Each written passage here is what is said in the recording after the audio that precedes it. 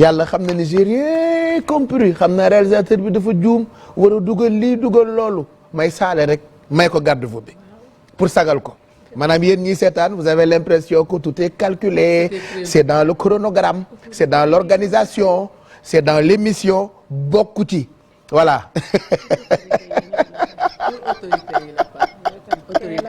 Non mais en plus j'ai mal dormi donc dans mes appartements au bled j'ai mal dormi bon les filles je suis content de vous recevoir kontaan naa lool ci dalal leen ñu gërëm Mamadou Ndiaye ak Merry Bey Diouf daañu ànd ak ñoom xam naa suba incha allah ci li xew biir internet comme niñ leen ko diggee woon nag Mado ak Bijou Sy ñooy suñu ay invité tey ñoom ñaar ñëpp malgré ñu nekk xale terewul ñu nekk ay jàmbaar am jom lool nangoo liggéey ku ci nekk référence ci domaine bi nga ne ren nag ak journée de la femme bi Mado ak ñi mu àndal di daanaka kuréel goo xam ne ni ay lingeer ñoo ko bokk transitaire coiffeuse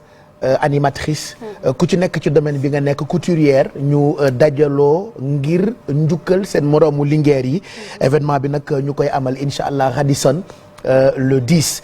bi ci topp miin ngeen ko puisque chaque année Bijou Sy dem na ba ñu tuddee ko yaayu xale yi dafay def collecte pour dimbali ay xale yoo xamante ni ñu ngi ci ay pouponnière moom dafa teel a comprendre ni am tur baax na nga koy jëfandikoo ngir di dimbali ay nit peut-être bu ko amoon defal ko boppam waaye comme yow amu ko ñoo yam Anne Emilienne saa mu fay ay le 35 boo ci fayee lu yaas jënd ci kuus waxuma la pouponnière mais ñaari taalibe ci sa buntu kër sax doo leen mën a jox suukar ak soow waaye fexe na bay jëfandikoo turam di def collecte ngir dimbali ay xale donc on va parler de ñaari activités yëpp ma nuyu leen fi mu ne damay ji fi jaafaa jëf nuyoo bi quoi parce que su ma njëkkee nuyu Mado Bijou Ndiaye dina ma woo ci suuf ne ma waa lan moo tax nga njëkk a nuyu Mado su ma nuyoo Bijou Mado dina ma ne lan moo tax nga njëkk a nuyu Bijou man ay problème rek la ma xale yu jigéen ñi di indil mais bon nuyu naa leen. fay nañ la. bon d'abord Mado moo la fi jiitu Mado ñu ngi lay nuyu merci d'être là je suis très content ci nii nga ñëwee tey ci Midi Plus bi ñu bàyyi la nga nuyu ak téléspectateurs yeeg internautes yi ñuy seetaan. effectivement Pape Cheikh balaa dara ma lay nuyu yow di la remercier bu baax a baax ci invitation bile di nuyu Bijou mi nga xamante ne moom laa bokkal plateau bi waaye également les téléspectateurs ak képp koo xamante ne daal yaa ngi suivre groupe Futur Média rawatina nag télé bi tey Pape Cheikh. mu ngoog Bijou Sy yow tamit ñu ngi lay nuyu. maa ngi lay fay Pape Mado c'est un plaisir partager ak yow plateau bi surtout si événement bi ngeen di dem sargal jigéen man ku ma xam ne jigéen xale jeex na donc booy sargal jigéen damay kontaan et puis nuyu ñi ñuy seetaan surtout sama grand donateur yi maa ngi leen di nuyu bu baax a baax les grands donateurs waaw grands donateurs yooyu nag dinañ leen waxtaanee ci kanam tuuti mais d'abord ñu ngi jëm ci bu njëkk bi événement bi ñuy amal le 10 d'abord lan moo tax ngeen dajaloo ci benn kuréel Mado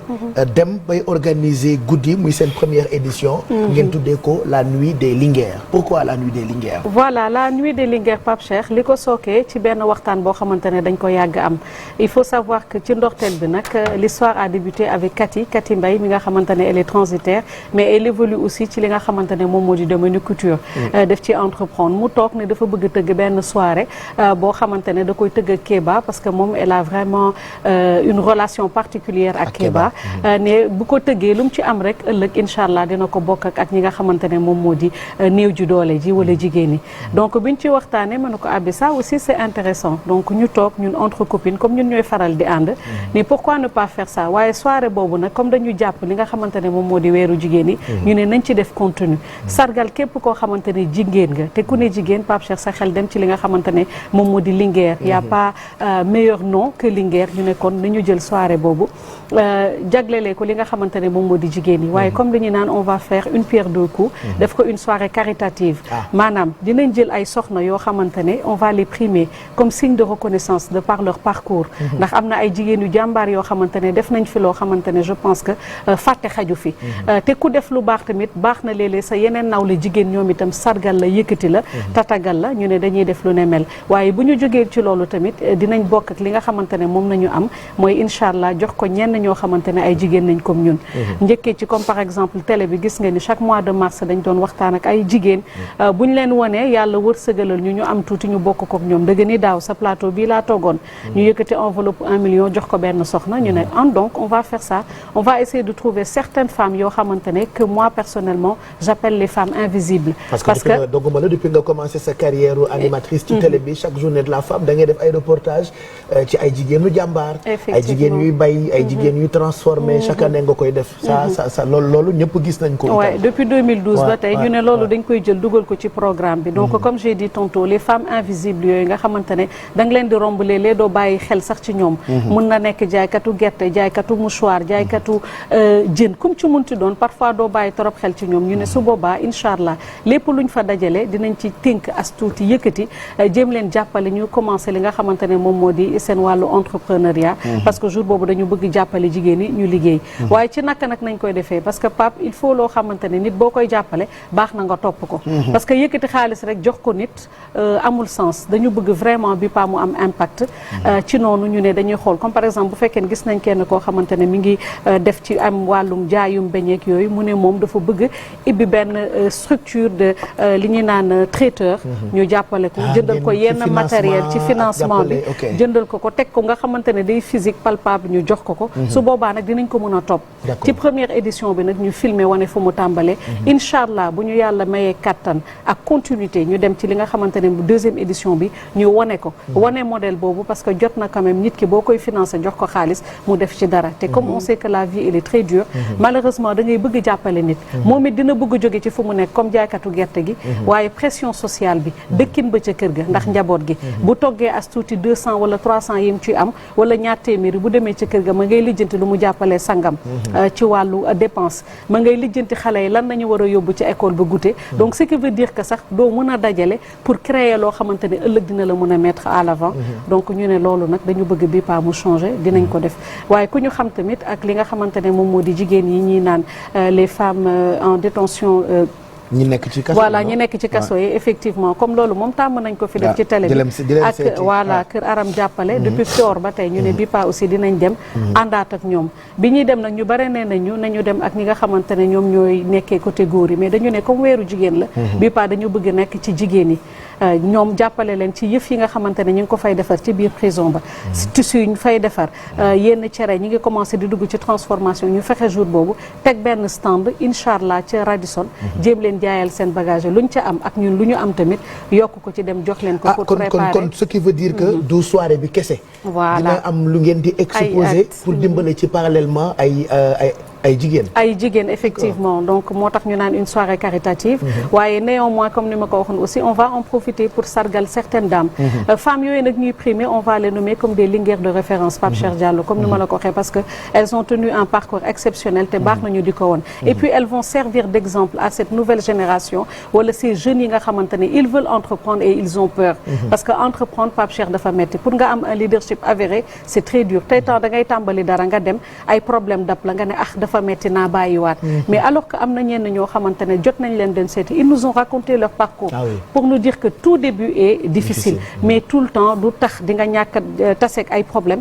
mais di nga gëm sa bopp nga gën a évoluer donc moo tax on a pris beaucoup de dames yoo xamante ne inchallah on va les primer comme des linguères de référence wane seen parcours expliquer ko nit yi comme ça xale yi mun ci tirer exemple mais ñoom tamit sargal leen ndax nag ku def lu baax ci mim réew baax na nag tamit sa ay nawle di la sargal te li ci gën a neex en particularité gis nga soirée bu ne mel guléet nga gis boo xamante ne ay jigéen rek sargal jigéen c'est la première fois voilà ay jigéen yu jóg pour sargal ay jigéen et ça c'est pour éliminer cette barrière qui existe pour dire que jigéen yi dañuy xulloo dañuy defante dañuy bañante ça je prends l'exemple du mois de mars combien de festivités moo am ay jigéen tëgg ko tey waa Fashionista c'est un groupe de dames yoo xamante ne c'est des femmes linguères ñoom Fade ñoom Kentra bëgguma lim bay juum mais ñoom jour boobu ñu ngi tëgg même bés man je me dis que ce mois de mars là c'est vrai que dañu ne benn weer la rek benn bés la mais on peut en profiter kuy jigéen nga fësal lépp loo xamante ne da nga koy def pour que la femme brille parce que c'est important te femmes comme je dis la plupart maanaam que les femmes comme à l'image des hommes ils doivent participer au développement de leur pays te lan moo koy def mooy ñu reconnaître ñun suñu ay capacité jàppale ñu wane li nga xamante ne moom la ñu am comme talent fas yéene ko bokk ak nit yi ba pare indi nag cette cohésion entre femmes c'est très important. Alors ku dégg li nga wax xam ni il faut beaucoup de moyens pour jàppale yeneen jigéen ñi lan ngeen prévoir partenaires yeeg yenn ci ay kilifa yoo xamante ni dugal nañ ci seen loxo balaa ñuy tàggatoo léegi nii dinañu joxe ñetti numéro de téléphone yoo xam ni soit bonne volonté wala ñoo xamee ni bëgg nañu ñëw dugal ci seen doole teew waaye li ngay jëndee table loolu la ñuy jël pour dimbali ci ay jigéen ñii ci kaso yi ak ñeneen ñoo xamante ni dañ leen di jàppale ci wàllu financement mais actuellement ñan ñoo taxaw pour jàppale leen ci combat bi nga xamante ni yéen a ngi koy mëne à travers soirée bi Mado. Voilà déjà rek xanaa bu may tàmbali damay tàmbali fi nga xamante ne fi laa nekk balaa may dem nag ci ki nga xamante ne moom moo di Fatou Diané ci sunu ministre de tutelle waaye bay ci say oomu tànk njëgee ci télévision Futur Média ndax bi ñu ñëwee proposé leen sunu projet bi dañ ci ànd ak ñun ñetti jigéen yooyu muy comme ni ma ko waxee Cathy Yvonne Man dont Oumou Ba moom itam nga xamante ne mi ngi ci biir donc ñu gis moom promotrice la waaw moom promotrice la donc moom moo ñuy bunge parce que moom moo xam événement moo tax ñu jël ko mu bunge ñu pour wan ñu exactement yoon bi donc quand on a vu la télé Bouba Ndour le directeur moom itam programme jàppale ñu ñoom Birane ñu exposé leen ko et tout ça te ñoom bu ñu amee seen aval mel ni Youssou jox nañu aval ñoom it ñu jàpp ci gis ngeen communication bi ndax luy lu jafe la te ça demande beaucoup de moyens donc participation boobu rek déjà c'est quelque chose d'extraordinaire après on a eu la chance aussi d'être reçu par madame le ministre moom itam vraiment ñu koy remercier muy Fatou Diané di xale boo xamante ne vraiment je pense que bu ñu ko jàppalee fi mu bëgg jëm y aura de l'avant parce que comprendre na les mots yi nga xamante ne moom moo am ci jigéen ñi ci wàllu entrepreneuriat ak tam ci wàllu leadership et je pense que tey sax moom moo sooke li muy organiser tey assise bi donc moom vraiment jàpp na ci te nee na dina ñëw def une délégation le seul drame qu'il y a je dirais pas drame parce que dafay dem fi nga xamante ne moom moo di Nations Unies pour quand même États-Unis inchallah pour wax nag peut-être jigéen ñi tamit nan lañ leen war a jàppale au Sénégal mais dinañu indil benn délégation bu mag waaye nag am na ñoo xamante ne ñoom it ñi ngi fi ñu jàpp ci comme par exemple waa Pizza Time ñoom ñëw nañu waa Skin Technology by Latanya qui est une femme entreprenante vivant aux États-Unis mu ñëw jàpp ci je collabore avec elle et elle a adhéré wallaay la Tania et qu'elle t'adore waaw daf la bëgg bay bëgg dee donc Tania borom empire moom itam elle nous a beaucoup aidé Mame Cheikh tamit xam ngeen ko ci Viva Cosmétique moom itam il nous a vraiment donné une enveloppe symbolique pour jàpp ci donc ñu ngi koy remercier TFM je l'ai cité Sonam aussi nga xamante ne yàgg nañ ànd ak télévision Futur Média voilà monsieur Diop ne ñëw dinañ leen bunge pour jàppale leen par rapport ak seen projet yi ñoom Mor Gueye ABT Mohamed Ba TRS EML automobile Aquaterra moom itam donc kooku nag di càmminel bijou muy monsieur Yatassay moom itam ku baax di càmminel aussi Thérèse waaye surtout nag ki ñu boole ak moom mooy Kalz moom itam waaw nee na de ndox ba dana fa wala ngaan donc ndox ba moom bu ñëwee dana ñëw bëgg nañ bii istam dina xam naa dina ñëw ndox moom dina ñëw waaw donc Omar Gueye ndox dina ñëw de loolu moom wax nañ ñu ko Omar Gueye bu Petrodis Chic Dental donc il y a beaucoup de gens vraiment qui nous ont accompagnés donte nag yëpp motul waaye jàpp nañ ci ku mel ni Thérèse bu Fongip elle aussi une grande dame nee na dinañ ci jàpp te biñ koy sokkee tamit on a parlé avec de grandes dames maman Bintou Khouma jot nañ ko vraiment elle était très contente elle a apprécié le projet et tout donc moom itam ñi ngi yaakaar peut-être ñu teew lii nag xam nga yi fi xale la ak du muy guddee peut-être xam naa dina compliqué maman Juma Dieng Diakhaté aussi elle était d'une fierté kontaan ci li nga xamante ne moom nañu sooke nii surtout que ñoom dégg nañu jàmbaar ba tay donc bu ñu gisee seen doom yu mel ni yéen effectivement di def lu ni mel mënuñu lu dul am ci fierté voilà ba pare war leen ci sargal ñoom itam donc je me dis que c'est vraiment une soirée très intéressante te nit yi war nañ ci mën a jàpp et comme on dit c'est une première édition et on souhaite vraiment que mu pérenniser parce que inchallah après dinañ def li nga xamante ne moom moo di lancement de carte yi nit yi adhéré ba nga xamante ne sax après ñi nar a primé dinañ créer benn groupe boo xamante ne dinañ tànn kan ak kan moom moo war a choisir ces personnes qu'on veut primer ñu wane que jigéen ñi mën nañ entamer dara mu réussir et que mu baax parce que loolu c'est important. Il faut rappeler itam li ak gën a am solo donte am na ñoo xamante ne ñu ngi ci jàpp pour ngeen gën a continuer mission bi nga xam ne tàmbali ngeen ko am nay numéro de téléphone yoo xam ne dama ko bëgg a joxe pour table yi des. Effectivement, voilà parce que am na quand même quelques tables yoo xamante ni des na en attendant événement bi vendredi bii la xam nga boo nee le 10 day mel ni lu sori voilà par contre boo nee vendredi bii tey la mardi suba mercredi après jeudi donc ci 2 jours yii nii pour la nuit des Linguères il faut juste ngeen woote récupérer seen ay billets wala récupérer seen ay tables c'est-à-dire amatuñu temps réservé parce que y a quelques semaines déjà da ngeen doon wax nit ñi ñu def seen ay réservation mais léegi amatul temps réservé buggu leen table yi jeex après ñi réservé woon ñëw war koo récupérer donc là ci 2 jours yi nga xamante ni moo des il faut appeler et acheter les billets effectivement Pape Cheikh je pense que tu l'as compris donc nit rek xam naa dégg nañ ko li ñu war rek mooy woote rapidement jël li nga xamante ne moom moo di seen ay table ñi réservé woon aussi ñu ñëw def lii acompte bi jël seen i ay table comme ça su boobaa kenn du ñëw ay jaxasoo ak ay xiiroo ak yooyu di ci am donc vraiment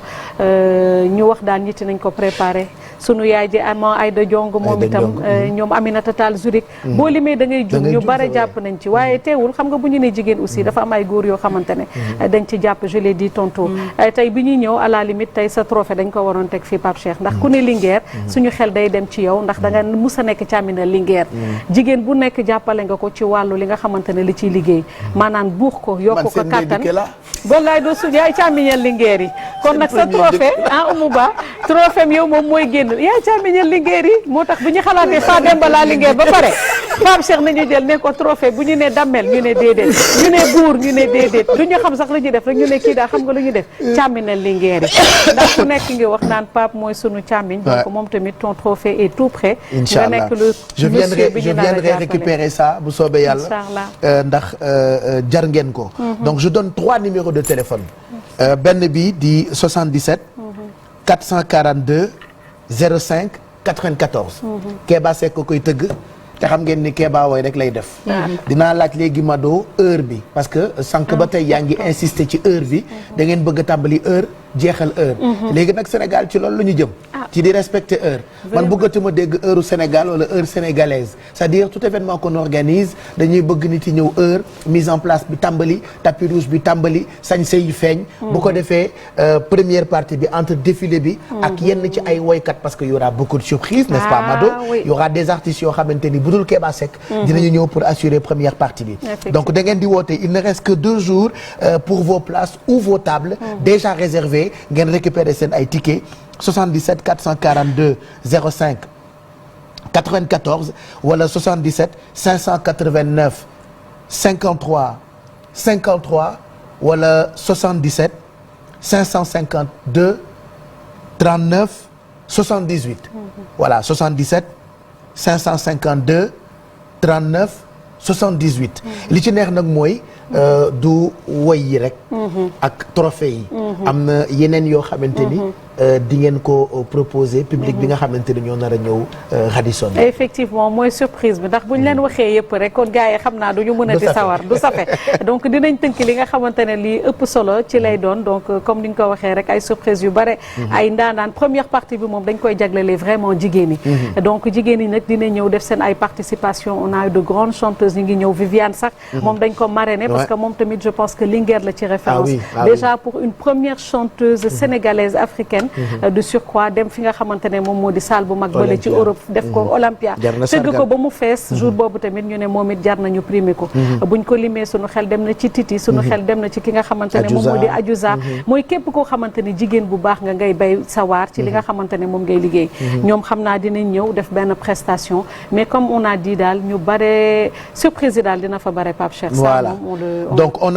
attend tout le monde il faut ngeen récupérer seen ay place pour mën a fekkee événement bi vendredi la voilà tey la mardi ma fàttaliwaat leen ko suba mercredi ak jeudi kese moo ci des ba noppi itam concours sañse lay doon parce que ku xam jigéen au delà de jàmbaar yi ngeen doon sañse moom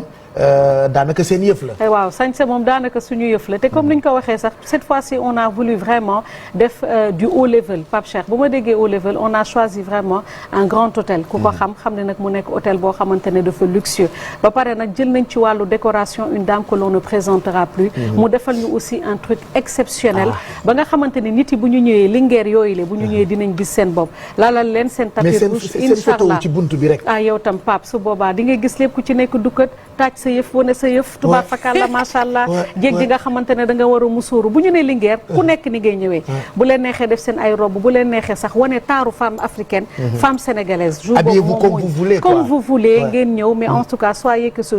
que ce jour là vous serez des Linguères te comme on a dit on vivra nos rêves au lieu de nekk tout le temps di rêver mais nos rêves vont se réaliser ce jour là donc venez massivement participer et soutenir les dames te loolu tamit je pense que bu ma ko waxee utaxteen sax bi papaap ma ñeme war naa ko mën a wax mooy comme ni ma ko waxee woon ca soirée Youssou ba bi mujjee la set bi mu taxawee ne at bi atum jigéen ñi la c'est là que j'ai eu le déclic ma ne nag ragal weesu na nag léegi am na foo xamante ne boo fa nekkee di béy waar ci suuf boobu ba léegi nga nekk ci jot na nag benn signal bu amee nga takk sa fit wane li nga xamante ne moom nga yàgg di def donc moo tax ñu woote ñun ñëpp 3 femmes avec 3 parcours différents vraiment comme j'ai dit tantôt waaye ñu bokk benn chose mooy un leadership avéré et premier ci lépp loo xamante ne ñi ngi koy def ba pare bëgg social ñu fas yéene àndandoo bokk li ñu am yëpp bokk ko ak yeneen soxna ak yeneen soxna mu ngoog très intéressant en tout cas tu restes avec nous et à propos de social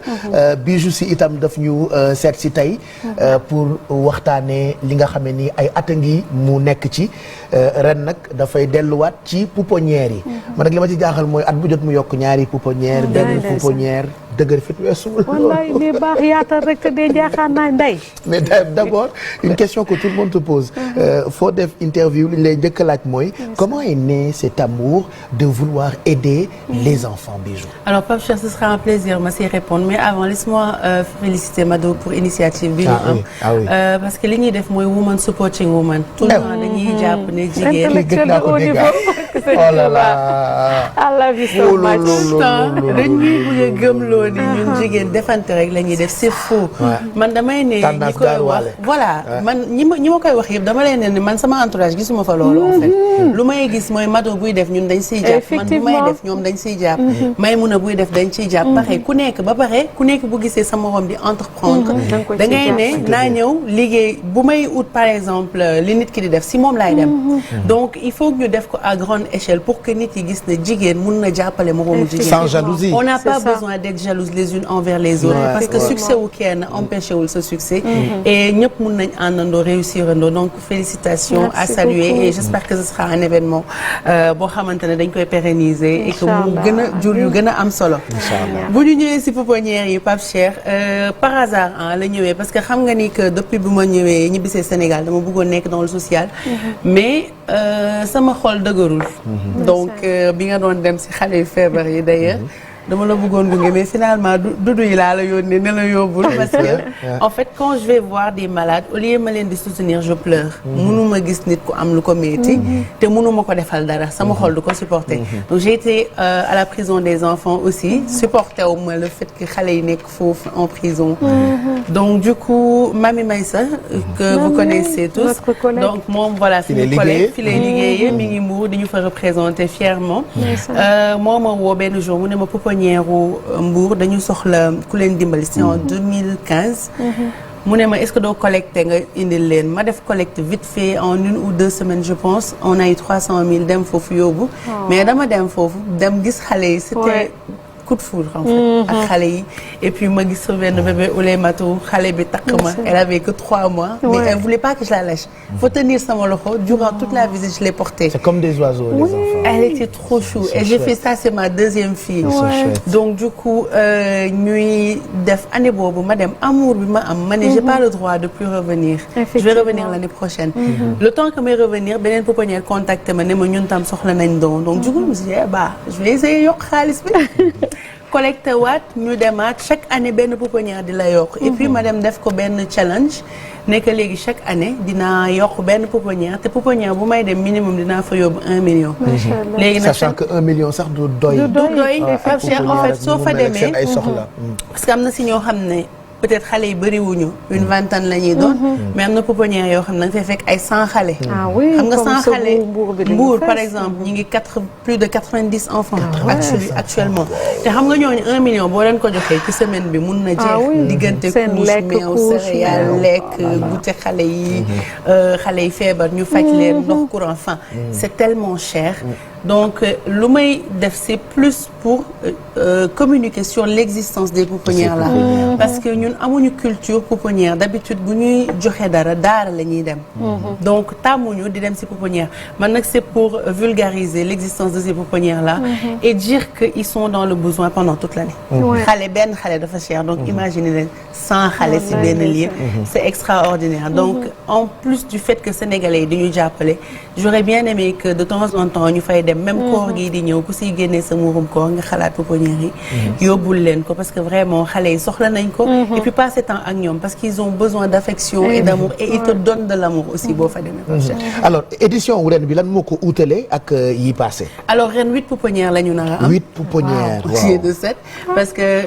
xam nga ni Ndella Madior Diouf moom tam dafa tijji pouponnière am et puis man j'ai vu comment elle travaille ak xale yi ak jigéen yi nga xamante ne dafay récupérer seen ay doom donc j'ai dit bon kii lu muy def nii man maa ko waroon def ça me touche donc dama koy intégrer ci pouponnière yi voilà donc moom ren moom mooy 8e pouponnière bi ñi ngi collecté nag actuellement pour yóbbu leen minimum ku nekk 1 million ñi ngi ci 4 millions 811 mille 188 4 millions 811 mille 188 pouponnières waaw pour 8 pouponnières mais man je pensais que fi mu ne yaa ngi ci 10 millions minimum te ren challenge bi ñaata la laal nga 10 wax dëgg laalaguma 10 Pape mais grand donateur yi nag faut dire que ñëwaguñu actuellement sénégalais yi ñoo ma jàppale parce que dama def benn slogan 100 francs par sénégalais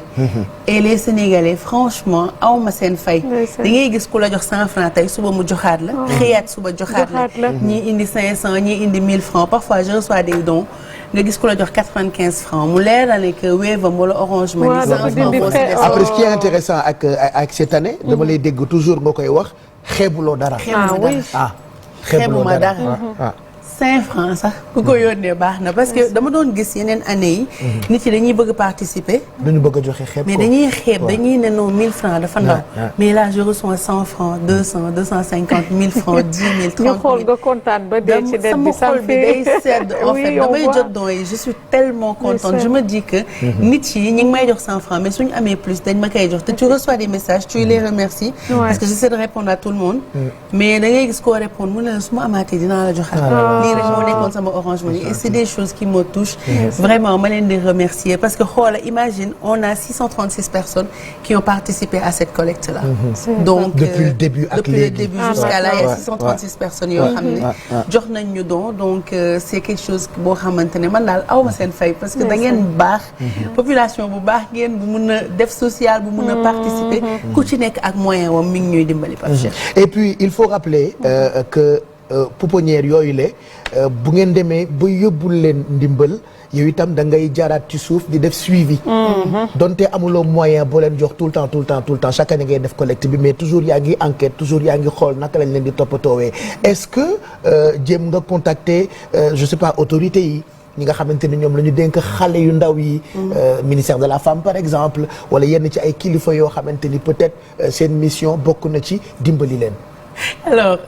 ñi ma contacté gum peut-être fondation de notre première dame servir le Sénégal mais tellement il y a de lettres qu'ils reçoivent que voilà ta lettre peut être perdue donc c'est un moyen pour moi nekk à la télé lancer ko un appel donc madame la présidente franchement jàppale pour ñu jàppale pouponnières yi parce que yu bëri dama fay dem dinañ leen subventionner mais subvention bi du doy donc lu ñu doon ñaan ñoom mooy que par exemple ñu di leen jox ndox gratuitement ñu di leen jox courant gratuitement xale yi bu ñu feebaree ñu mun leen faj gratuitement xale yi bu ñuy dem école ñu mun leen jël gratuitement parce qu'il faut dire que xale yi si bëri gouvernement moo leen fa placé juge mooy décider que xale bi munul dem en famille actuellement donc si pouponnière lañ koy yóbbu je pense que bu ñu leen yóbbu foofu nag war na am suivi parce que parfois au cours de l'année il y a des pouponnières qui t'appellent man parfois damay ragal décrocher sax parce que damay xam ne que peut-être lekk amu fa. soxla nañu meew par exemple soxla nañu couche te 1 million du doy pour une année par exemple. en fait doyul sax pour un mois. en fait c'est rien dañuy lekk couche. 1 million c'est rien du tout par rapport aux besoins des enfants et tey am na pouponnières yoo xam ne Pape Cheikh. ba léegi ñu ngi fay loyer. donc j'essaie de par exemple bu Diourbel on essaie d'avoir autorités yi pour ñu may leen terrain. après ñu jéem a tabax pareil pour bu Kaolack tu vois. pareil pour bu Touba par exemple ñoom am nañ terrain ñi ngi tabax mais dispensaire la ñu bëgg a tabax ci biir pour que xale yi di mun a faju donc il y a tellement de choses à faire que man je me dis lii nii dafay ndaw tout le temps je réfléchis nag à comment faire pour mun leen financer tout au long de l'année nga xamante ne pouponnières yi ñuy intégrer yëpp ci année bi yëpp dinañ leen mun jox lekk naan xale yi faju xale yi jàngi te du soxla sax ñuy defati collecte je réfléchis beaucoup par rapport à ça et j'espère que dinaa trouver solution parce que c'est mon objectif final. dinaa joxe numéro de téléphone bi nga xamante ni moo leen mën a permettre yéen bonne volonté yi seetaan ngeen soutenir Bijou Sy ci combat wam puisque jour J moins quelques semaines ci la ñu war a dem ànd ak moom dem ci pouponnière yooyu le donc ku ci bëgg a jàpp mën nga dugal sa loxo xeebuñu dara dërëm ba 10 millions mën ngeen ko yónnee ci 78 196 34 34 voilà numéro bu neex a jàpp la en plus bu ci kenn wootee naan ko jox ma numéro Pape Cheikh Diallo wala damaa am soxla moo ëpp ñëpp soxla moo tax muy laaj ndimbal comme yéen numéro bi c'est uniquement pour bonne volonté yi nga xamante ni bëgg nañu jàppale 8 pouponnières yi nga xamante ni ñu ngi waaj a dem fekki leen donc 78 196 34 34 78 196 34 34 et puis beneen information bu ma déggaat ci sa staff mooy sa objectif mooy boo mënul def pouponnière nga def orphelinat fii Sénégal pour accueillir ces enfants. Pour accueillir ces enfants c'est un rêve bu ñu am man ak sama yaay depuis longtemps. On en parle souvent. parce que dañuy gis nit yi nekk néew di doole xale yi parfois du ñu mun a nekk. parce que da nga leen di bëgg a toppatoo comme ni ngay toppatoo sa doom tu vois et nous c'est notre rêve construire benn institut bi nga xamante ne dinañ fa accueillir xale yi yar leen yor leen di leen yóbbu ñuy jàngi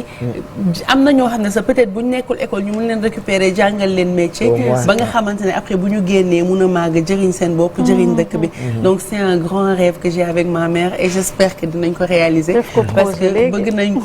ko tabax ça fait longtemps qu'on en parle ça fait longtemps qu'on en parle avec ma mère tout le temps dañ siy wax mais xam naa ni yàlla dina def ñu réaliser ko parce que dañ ko bëgg suñu biir xol en fait c'est quelque chose ba nga xamante ne c'est une réalité chez nous on en parle et allez ça commence bien tapoter leen live bu leen ma rusloo parce que ci réseau mi rek la taxaw demul ci benn télé demul ci benn média elle ne communique qu'à travers ces plateformes réseau yu mu am compte yu mu am ci réseau yi mais tey mu ñëw ci télé bi bu leen ma rusloo bonne volonté yëpp sama xarit yi jóg leen tapoter leen live bi tapoter leen live bi bu yeggee 1000 ma doog a wax gros mot allez tapoter leen live bi tapoter leen live bi en tout cas tapoter leen ko léegi nii s'il vous plaît yónnee leen seen ndimbal pour 8 pouponnières yi nga xamante ni tànn nañu leen pour dimbali leen peut-être d'ici année prochaine mën na dem ba 20 pouponnières d'ici année prochaine mën na dem ba en plus de pouponnières yi ñu dem ci daara yi parce que defoon nga ko Kaolack ou Diourbel mais ren en tout cas il ne reste que quelques jours jàpp leen ci yeggaguñu sax 5 millions et pourtant objectif bi mooy pouponnière bu ne minimum laa wax ñu bàyyil fa 1 million ak lu teg donc comme yeggagul sax 5 millions tapoter leen live bi 78 196 34 34 78 196 34 34 gars yi ngi woote. voilà dañuy tapoter live bi rek. voilà envoyé leen directement et Pape Cheikh sànq da nga ñëw fu am solo. franchement dafa ñu am ñu bëri ñoo xam ne dañ lay woo. pour nga jox leen xaalis bi. xaalis bi moomu ma ko. foofu c'est important. fu jar a xalaat waxtaan xaalisu xale yi la. yow dañ lay ñawal sax nga ne lii kat xale bii moo ma ko ñawal woo leen ko mu ñawal leen. dañ koy duñu ko woo pour ñaw. ndeysaan dañ koy woo pour ne ko aw ma dépense. wax dëgg fa yàlla te da nga koy wax ci télé bi. dëkk bee toj waa France ngi jooy waa Amérique ngi jooy inflation la ñu ko tuddee. waxatuma la ak ñun waa Bled. vraiment ñun salaire la ñuy xaar. mais vraiment man moo tax léegi ku ma xaar ci buntu bi. dama lay fël dugg sama oto. dégg lii. ah non mais les temps sont durs. def nga ba sonn dëkk bi dafa metti dëkk bi dafa metti pour ñëpp pour man ak tout le monde. maintenant nag au moins ñun ñu ngi sant. waaye am na ci ñoo xamante ni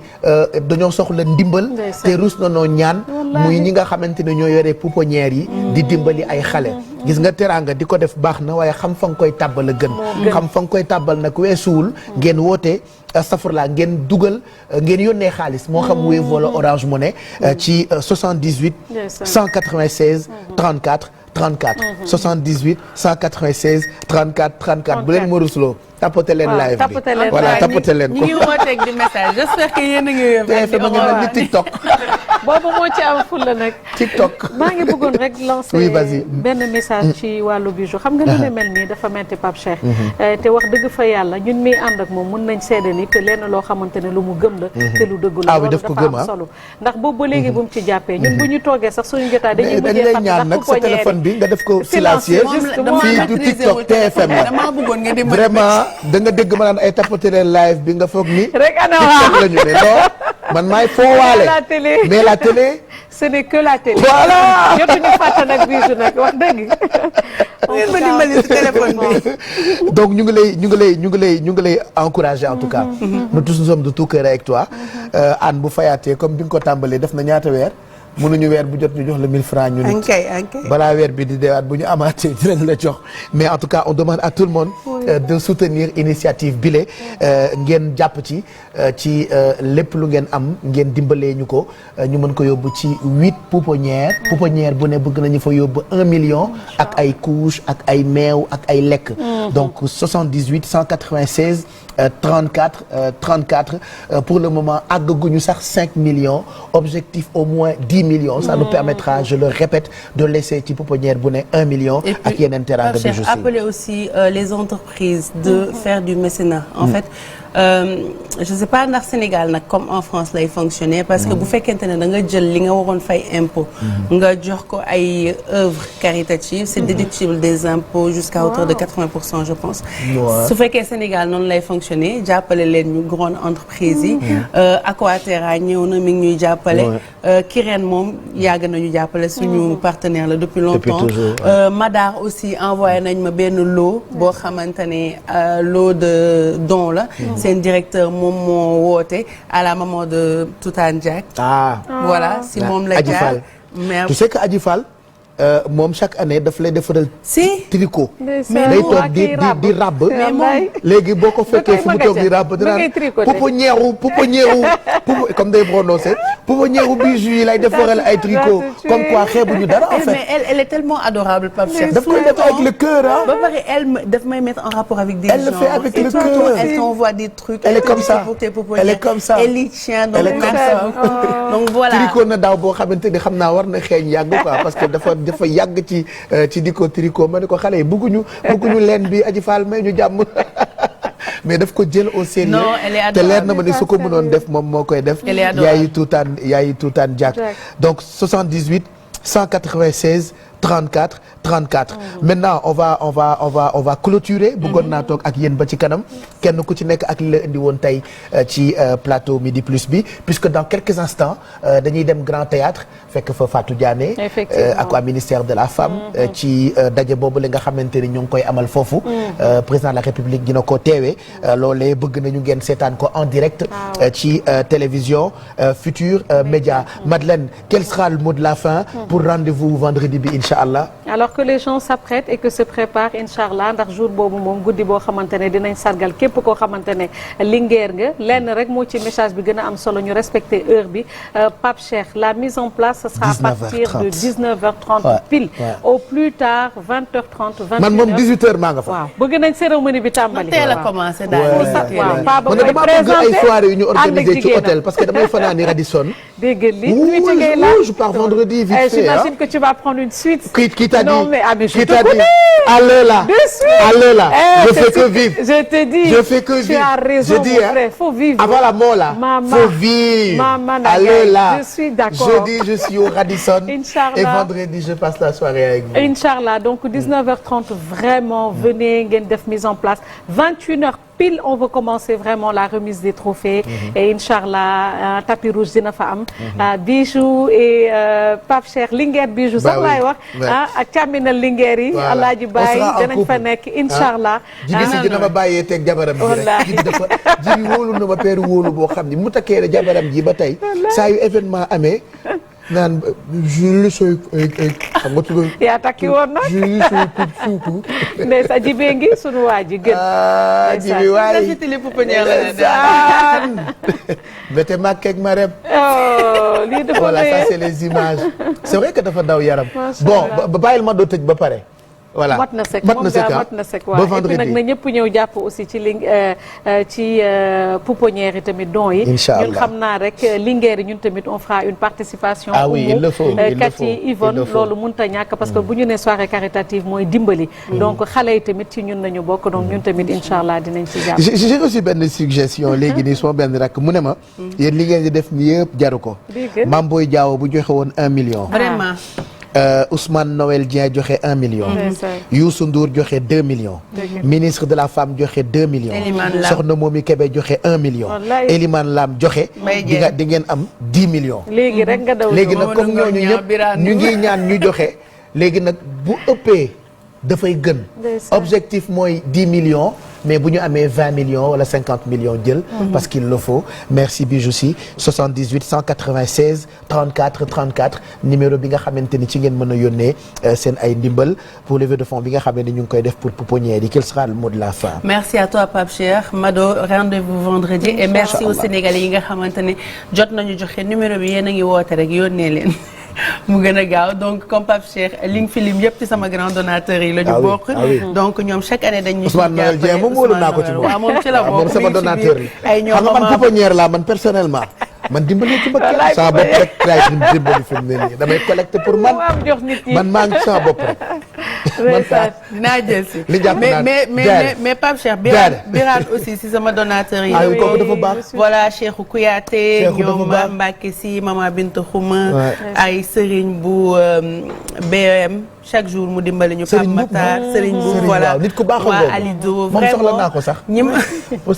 siy jàpp bëri na xam naa su ma jugee fii woo leen téléphone su ko defee ñoom ñu gaaw joxe seen don ñu mun a dem ñoom Modou Gueye tout le monde franchement boo limee da ngay juum mais y a tellement de gens yoo xam ne dañuy soutenir su ma jugee fii woo leen incha allah ñu déggante bu ko defee collecte bi mat ñu gaaw dem yóbbul xale yi don yi parce que soxla nañ ko et puis pendant toute l'année de grâce allez-y spontanément yóbbul leen ay dons et surtout apportez-leur de l'amour parce que moom lañ gën a soxla. Bon ben merci à vous. Merci à toi. Bonheur à que je vous aime. On t'aime. J'ai un grand frère qui a dit tout de suite Ibou Diop Ndiaye maa ngi koy nuyu bu baax nee na ma yaa ngi jàppale sa jigéen ñi. wallaay dëgg la. ma ne jàppale wu ma leen nous on s'aime en fait benn famille la. voilà on s'aime tellement moo tax bu ñu gisantewul dañuy nammante heureusement ba ñu ngi fii pour di leen gunge en plus de télévision Futurs Médias on a nos activités parallèles ci wàllu social surtout activités yaa ngi fii donc ñu ngi ñaan képp koo xam ne rek bëgg nga dimbali Bijou ngeen woote ci numéro de téléphone yooyu bu leen fàtte itam soirée le 10 bi ak Kéba Seck moo koy tëgg loolu itam fàtte naa ci insister te Kéba dafa xew moom Kéba dafa xew de ba pare tamit choix am ça n'a pas été fortuit Pape Cheikh xam nga moom boo xoolee rek ci endurance bu mu nekkee xam nga koy wax entrepreneuriat endurance daf ci am solo moom bi mu dalee liggéey ba tey ay problème mu album mais ren la soog a xew léegi yow boo dee jigéen dëggam góor moo muñ loolu asatuma laa kon ñun jigéen donc moom it moo tax ñu jël ko moom it mu yombalal ñu yëpp nag macha allah ñu ngi koy remercier xam naa toxore dina ñëw sa xarit wallaay dina ñëw fi mu ne kooku moom bës fi mu ne ni moom am na ko ci réew mi donc daal na ñëpp ñëw Kéba dina fa wàccee ñun ñëpp ñu àndandoo wàcc ci suuf incha allah voilà donc billets yi je rappelle que ñu ngi disponible 2 jours pas de réservation appelez acheter ou dem leen directement ci point de vente yi 77 552 39 78 77 552 39 78 77 589 53 53 77 442 05 94 merci à toute l'équipe de production dirigée par Pape Samba Thiam gërëm Corombaar Ndiaye mi nga xam ne ni moo yore daanaka émission bi man je ne fais que servir bu ngeen nekkee ci restaurant serveur bi mooy ñëw servir leen lekk bi ñi koy togg nag ñeneen la man serveur rek laa ci émission bi merci à Mamadou Ndiaye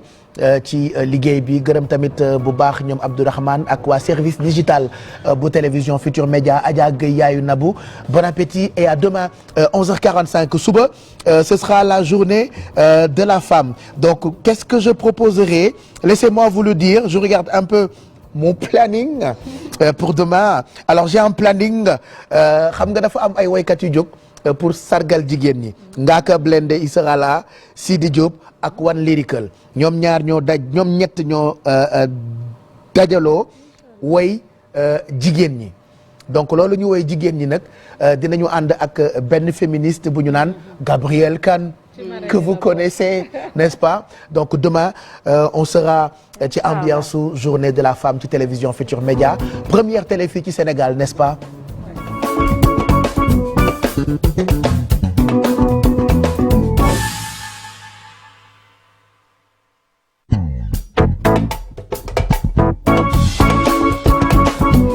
Thank you.